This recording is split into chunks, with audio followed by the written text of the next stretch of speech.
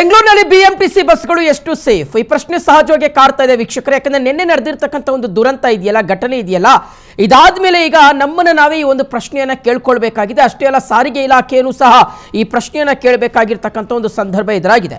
Silicon ಸಿಟಿಯಲ್ಲಿ ದಿನೇ ದಿನೇ ಇವಿ ಬಸ್ಗಳ ಭೀತಿ ಜಾಸ್ತಿ ಆಗ್ತಾ ಇದೆ. ಬಿಎಂಟಿಸಿ ಎಲೆಕ್ಟ್ರಿಕ್ ಬಸ್ಗಳು ಪ್ರಯಾಣಿಕರಿಗೆ ಎಷ್ಟು ಸೇಫ್ ಆಗಿದೆ, ಬರೀ ಪ್ರಯಾಣಿಕರಿಗೆ ಮಾತ್ರ ಅಲ್ಲ, ಬೆಂಗಳೂರಿಗೆ ಎಷ್ಟು ಸೇಫ್ ಅನ್ನುವ ಪ್ರಶ್ನೆ ಕಾಡ್ತಾ ಇದೆ. ಬರೀ ಬಸ್ನಲ್ಲಿರ್ತಕ್ಕಂಥ ಪ್ರಯಾಣಿಕರನ್ನ ಮಾತ್ರ ಅದು ಹೊತ್ತೊಯ್ದು ಅಥವಾ ಅಪಘಾತಕ್ಕೀಡಾಗ್ತಾ ಇರ್ತಕ್ಕಂಥದ್ದಲ್ಲ, ಆ ಬಸ್ಗಳಿಂದ ಎಷ್ಟೋ ಜನರ ಅಪಘಾತಕ್ಕೆ ಒಳಗಾಗಿ ಆಸ್ಪತ್ರೆ ಸೇರ್ತಾ ಇರ್ತಕ್ಕಂಥದ್ದು ಅಥವಾ ಪ್ರಾಣವನ್ನು ಕಳ್ಕೊಳ್ತಾ ಇರ್ತಕ್ಕಂಥದ್ದನ್ನು ನಾವು ಪ್ರತಿನಿತ್ಯ ಗಮನಿಸ್ತಾ ಇದ್ದೀವಿ. ಇವಿ ಬಸ್ಗಳ ಅಪಘಾತದ ಹಿಂದೆ ಆಘಾತಕಾರಿ ವಿಚಾರ ಅಡಗಿದೆ.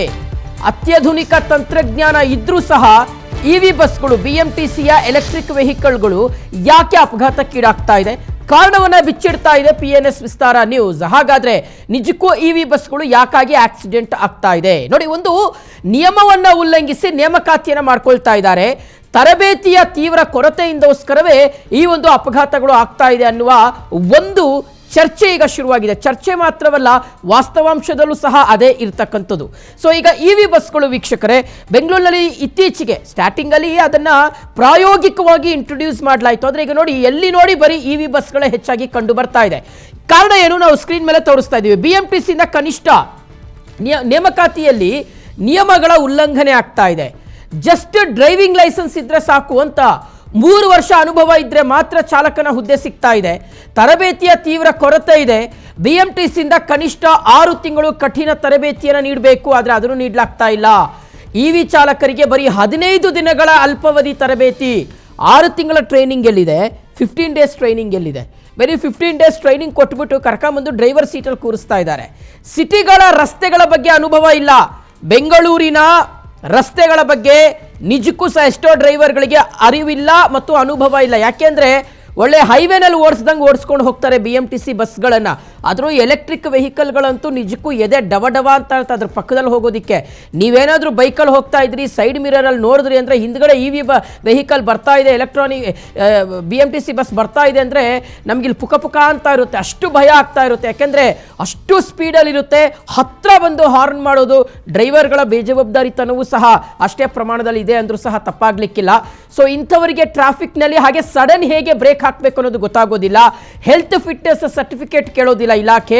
ಬಿಎಂಟಿಸಿ ಬಸ್ ಚಾಲಕರಿಗೆ ಹೆಲ್ತ್ ಸರ್ಟಿಫಿಕೇಟ್ ಕಡ್ಡಾಯವಾಗಿದೆ, ಅದರ ಆ ನಿಯಮವನ್ನು ಸಹ ಗಾಳಿಗೆ ತೂರಲಾಗಿದೆ. ಹೀಗೆ ನಾನಾ ಕಾರಣಗಳನ್ನ ನಾವು ಇವತ್ತು ನಿಮ್ಮ ಮುಂದೆ ತೋರಿಸ್ತಾ ಇದ್ದೀವಿ. ಓಕೆ ವೀಕ್ಷಕರು, ಇದ್ರ ಬಗ್ಗೆ ಕಂಪ್ಲೀಟ್ ಆಗಿ ಡೀಟೇಲ್ಸ್ ಕೊಡ್ತಾರೆ ನಮ್ಮ ಪ್ರತಿನಿಧಿ ಧ್ರುವ. ಈಗ ನೇರ ಸಂಪರ್ಕದಲ್ಲಿ ಜಾಯ್ನ್ ಆಗಿದ್ದಾರೆ. ಧ್ರುವ, ನಿನ್ನೆ ನಡೆದಂಥ ಒಂದು ಅಪಘಾತ, ಬರೀ ನಿನ್ನೆ ಮಾತ್ರ ಅಲ್ಲ, ಇತ್ತೀಚೆಗೆ ನಾವು ಗಮನಿಸ್ತಾನೆ ಇದ್ದೀವಿ ಬಿಎಂಟಿಸಿ ಬಸ್ಗಳು ಮಾಡ್ತಾ ಇರ್ತಕ್ಕಂಥ ಅಪಘಾತಗಳ ಸಂಖ್ಯೆ. ಸೊ ಕಾರಣ ಏನು ಅಂತ, ಪರ್ಟಿಕ್ಯುಲರ್ಲಿ ಎಲೆಕ್ಟ್ರಿಕ್ ವೆಹಿಕಲ್ಗಳೇ ಜಾಸ್ತಿ ಆಕ್ಸಿಡೆಂಟ್ ಅನ್ನ ಮಾಡ್ತಾ ಇರ್ತಕ್ಕಂಥದ್ದು ಅಂತ ರೀಸನ್ ಯಾವ ರೀತಿಗೆ ತಾವು ಫಿಗರ್ ಔಟ್ ಮಾಡಬಹುದು ಅಂತ ಧ್ರುವ? ಶಿವು, ಇಲ್ಲಿ ಇವಿ ವೆಹಿಕಲ್ಗಳು ಅಪಘಾತ ಆಗ್ತಾ ಇರೋದು ಬಹಳ ಆತಂಕಕ್ಕೆ ಕಾರಣವಾಗಿದೆ. ಇವಿ ವೆಹಿಕಲ್ಗಳನ್ನು ನಿರ್ವಹಣೆ ಮಾಡ್ತಾ ಇರೋದು ಖಾಸಗಿ ಕಂಪನಿ. ಇದನ್ನ ಏನು ಇವರಿಗೆ ಕಿಲೋಮೀಟರ್ಗೆ ಇಷ್ಟು ಅಂತ ಹೇಳಿ BMTC ಅವರು ಹಣವನ್ನು ಪೇ ಮಾಡ್ತಾರೆ. ಆದರೆ ಕಂಡಕ್ಟರ್ ಮಾತ್ರ BMTC ಕಡೆಯಿಂದ ಕೊಡ್ತಾರೆ. ಆದರೆ ಚಾಲಕರನ್ನ ನೇಮಕಾತಿ ಮಾಡೋದು ಅದೇ ಒಂದು ಖಾಸಗಿ ಕಂಪನಿ. ಸೊ ಆ ಖಾಸಗಿ ಕಂಪನಿ ಕೆಲವೊಂದಿಷ್ಟು ನಿಯಮಗಳನ್ನ ಬ್ರೇಕ್ ಮಾಡ್ತಾ ಇದೆ ಅನ್ನುವಂಥದ್ದು ಇಲ್ಲಿ ಗೊತ್ತಾಗ್ತಾ ಇದೆ.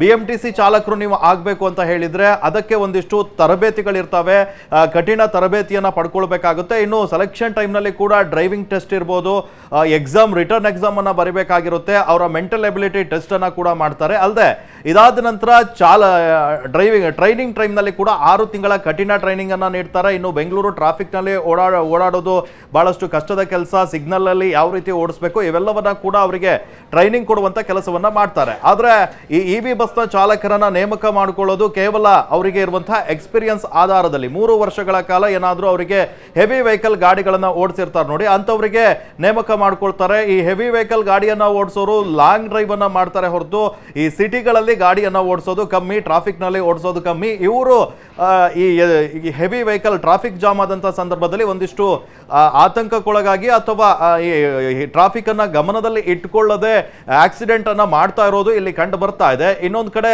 ಈ BMTCಯ ಚಾಲಕರೇನಿದ್ದಾರೆ ಇವರಿಗೆ ಒಂದು ಆರೋಗ್ಯ ತಪಾಸಣೆ ನಡೆಯುತ್ತೆ, ಆನಂತರ ಟ್ರೈನಿಂಗ್ ಅನ್ನ ಕೂಡ ನೀಡ್ತಾರೆ, ಕಠಿಣ ಕ್ರಮ ಇರುತ್ತೆ, ಇವೆಲ್ಲವೂ ಕೂಡ ಇರುತ್ತೆ. ಆದರೆ ಇವಿ ಬಸ್ನ ಚಾಲಕರಿಗೆ ಯಾವುದೇ ರೀತಿಯ ಕ್ರಮ ಇರಲ್ಲ. ಅವರಿಗೆ ಸಂಬಳ ಕೂಡ ಕಮ್ಮಿ ಕೊಡ್ತಾ ಇದ್ದಾರೆ ಅನ್ನೋದು ಒಂದು ಕಡೆ ಆದ್ರೆ ಇಷ್ಟೊಂದು ಪ್ರಯಾಣಿಕರನ್ನ ಅವರು ಕರ್ಕೊಂಡು ಹೋಗ್ತಾರೆ. ಆ ಸಂದರ್ಭದಲ್ಲಿ ಅವರಿಗೆ ಒಂದು ಕನಿಷ್ಠ ಸಾಮಾನ್ಯ ಒಂದಿಷ್ಟು ಟ್ರೈನಿಂಗ್ ಅನ್ನ ಕೂಡ ನೀಡ್ತಾ ಇಲ್ಲ. 6 ತಿಂಗಳ ಕಾಲ ಟ್ರೈನಿಂಗ್ ಕೊಡಬೇಕು ಅಂತ ಹೇಳಿ BMTC ಚಾಲಕರಿಗೆ ಒಂದು ನಿಯಮ ಇದೆ. ಆದ್ರೆ EV ಬಸ್ನ ಚಾಲಕರಿಗೆ ಯಾವುದೇ ಟ್ರೈನಿಂಗ್ ಇಲ್ಲ. ಅಲ್ಪಾವಧಿ 15 ದಿನದಲ್ಲಿ ಟ್ರೈನಿಂಗ್ ಅನ್ನ ಮುಗಿಸಿ ಇವರಿಗೆ ಗಾಡಿಯನ್ನ ರಸ್ತೆಗೆ ಇಳಿಸ್ಲಿಕ್ಕೆ ಬಿಡ್ತಾರೆ. ಸೊ ಈ ಒಂದು ಕಾರಣಕ್ಕಾಗಿ ಸಾಕಷ್ಟು ಅಪಘಾತಗಳು ಆಗ್ತಾ ಇದಾವೆ. ಸಾಲು ಪ್ರಕರಣಗಳು ಕೂಡ ದಾಖಲಾಗ್ತಾ ಇದಾವೆ. ನಿನ್ನೆ ನಡೆದಂತ ಅಪಘಾತದಲ್ಲಿ ಕೂಡ 2 EV ಬಸ್ಗಳ ನಡುವೆ ಈ ಅಪಘಾತ ನಡೆದಿದ್ದು. ಈಗ ಹಲ್ಸೂರು ಗೇಟ್ ಟ್ರಾಫಿಕ್ ಪೊಲೀಸರು ಈ ಕೇಸನ್ನ ವಿಚಾರಣೆ ನಡೆಸುವಂತ ಸಂದರ್ಭದಲ್ಲಿ ಅಲ್ಲಿರುವಂತಹ ಪ್ರಯಾಣಿಕರ ಹೇಳಿಕೆಯನ್ನ ದಾಖಲಿಸುವಾಗ ಅತಿವೇಗದ ಚಾಲನೆಯಿಂದಾಗಿ ಈ ರೀತಿ ಆಯ್ತು ಅನ್ನೋದು ಪ್ರಾಥಮಿಕವಾಗಿ ಗೊತ್ತಾಗ್ತಾ ಇದೆ. ಆದ್ರೆ ಚಾಲಕ ಮಾತ್ರ ಇದು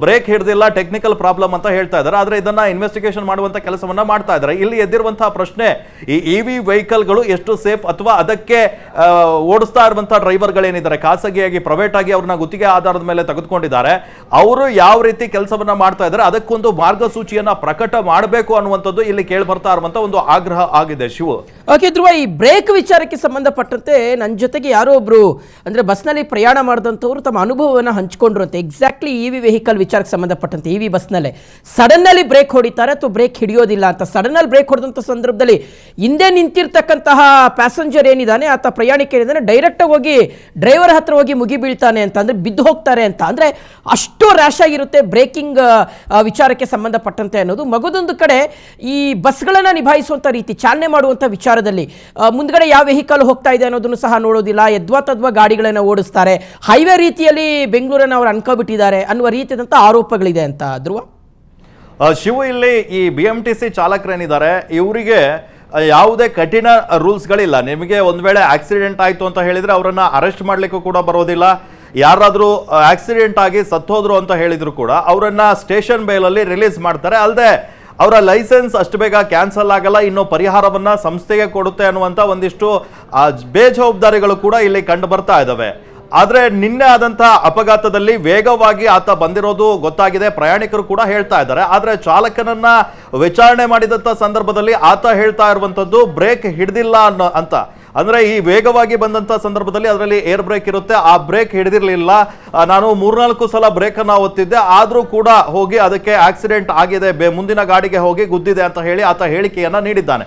ಮಳೆ ಬಂದಂತ ಸಂದರ್ಭದಲ್ಲಿ ಈ ರೀತಿ ಆಗಿದೆ ಅಂತ ಆ ಒಂದು ಆರೋಪವನ್ನ ಮಾಡ್ತಾ ಇರುವಂತದ್ದು. ಆದ್ರೆ ಇದಕ್ಕೆ BMTCಯ ಟೆಕ್ನಿಕಲ್ ಟೀಮ್ ಕೂಡ ತಪಾಸಣೆಯನ್ನ ನಡೆಸ್ತಾ ಇದೆ. ಒಂದ್ ವೇಳೆ ಬ್ರೇಕ್ ಇಶ್ಯೂಸ್ ಇದಾವ ಅಂತ ನೋಡ್ತಾ ಇದ್ದಾರೆ. ಆದ್ರೆ ಈ BMTC EV ವೆಹಿಕಲ್ ನಲ್ಲಿ ಒಂದಿಷ್ಟು ತಾಂತ್ರಿಕ ಸಮಸ್ಯೆಗಳು ಇದ್ದಾವೆ ಅಂತ ಹೇಳಿ ಈ ಹಿಂದೆನೂ ಕೂಡ ಕೇಳಿ ಬರ್ತಾ ಇತ್ತು. ಆದ್ರೆ ಇದಕ್ಕೆ ಸಂಬಂಧಪಟ್ಟ ಹಾಗೆ ಅಧಿಕಾರಿಗಳು ಯಾವುದೇ ತರಹದ ಒಂದು ತನಿಖೆಯನ್ನ ನಡೆಸಿಲ್ಲ ಅನ್ನುವಂಥದ್ದು ಗೊತ್ತಾಗ್ತಾ ಇದೆ. ಈ ಹಿಂದೆ ಆದಂತಹ ಅಪಘಾತಗಳಿಗೂ ಕೂಡ ಯಾವುದೇ ತರಹದ ಕಠಿಣ ಕ್ರಮವನ್ನ ಕೂಡ ಕೈಗೊಂಡಿಲ್ಲ. ಮಾಮೂಲಿ ಯಾವ ರೂಲ್ಸ್ ಇದೆಯೋ ಅದನ್ನೇ ಫಾಲೋ ಮಾಡ್ತಾ ಇದ್ದಾರೆ.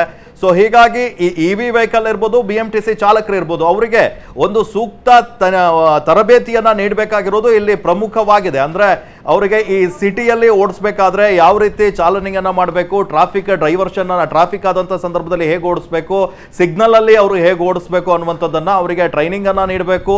ಈ ಟ್ರಾಫಿಕ್ ಸಂದರ್ಭದಲ್ಲಿ ಹೆವಿ ಡ್ಯೂಟಿ ಮಾಡ್ತಾರೆ, ಬೆಳಗ್ಗೆ 7ರಿಂದ 7 ಗಂಟೆವರೆಗೂ ಕೆಲಸ ಮಾಡ್ತಾ ಇರ್ತಾರೆ. ಸೊ ಹಾಗಾಗಿ ಅವರಿಗೆ ಡೈಲಿ ಓಡಿಸಿ ವರ್ಕ್ ಪ್ರೆಷರ್ ಕೂಡ ಆಗ್ತಾ ಇದೆ ಅಂತ ಒಂದಿಷ್ಟು ಮಾತುಗಳು ಕೇಳಿ ಬರ್ತಾ ಇದಾವೆ. ಇವೆಲ್ಲವ ನಿಟ್ಟಿನಲ್ಲಿ ಕೂಡ ಈ BMTC ಸಂಸ್ಥೆ ಏನಿದೆ ಅವರು ಸರಿಯಾದ ತರಬೇತಿಯನ್ನ ನೀಡಬೇಕು ಅನ್ನುವಂಥದ್ದು ಇಲ್ಲಿ ಕೇಳಿ ಬರ್ತಾ ಇರುವಂತಹ ಆಗ್ರಹ. ಒಂದ್ ವೇಳೆ ಇದೇ ಕಂಟಿನ್ಯೂ ಆಗ್ತಾ ಹೋದ್ರೆ ಜನರ ಸಾವುಗಳು ಪದೇ ಆಗ್ತಾ ಇದಾವೆ. ಆದ್ರೆ ಇದಕ್ಕೆ ಆಕ್ಷನ್ಗಳು ಏನು ಇಲ್ಲದಂತೆ ಆಗುತ್ತೆ. ಸೊ ಹೀಗಾಗಿ ಈಗಾಗಲೇ ಸಚಿವರು ಕೂಡ ಒಂದು ಸೂಚನೆಯನ್ನ ನೀಡಿದ್ದಾರೆ ಅಂತ ಗೊತ್ತಾಗ್ತಾ ಇದೆ.